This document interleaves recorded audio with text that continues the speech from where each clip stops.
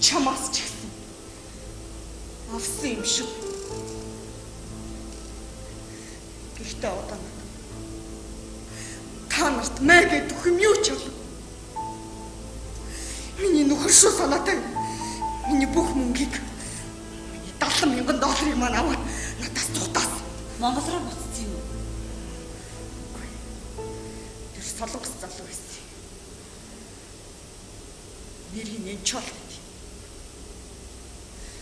Бид хоёр амьдрал суун гэж тохирсон байсан. Тэгсэн нэг л өдөр Орос сураггүй алгуулсан. Би хүн дээрэмдүүлчээгүй байгаа гэд аргаа ороод цагдаад ирсэн. Тэгсэн яасан гэж. Тэр юм ч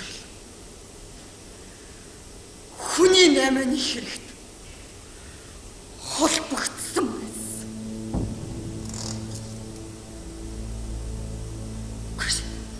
Чи тэгээд энийг эртхэн шиг хэлэхгүй яасан юм бэ? Би яаж хэлэх юм? Би танарт яаж хэлэх юм?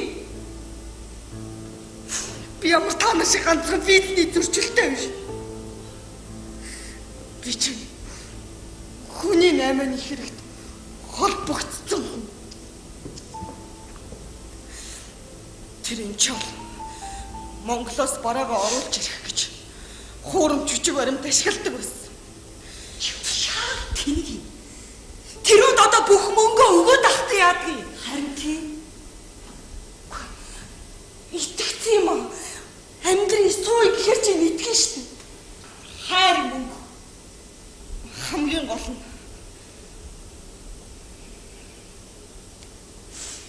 Монголынхоо ирээдүй болсон олон сайхан залуусыг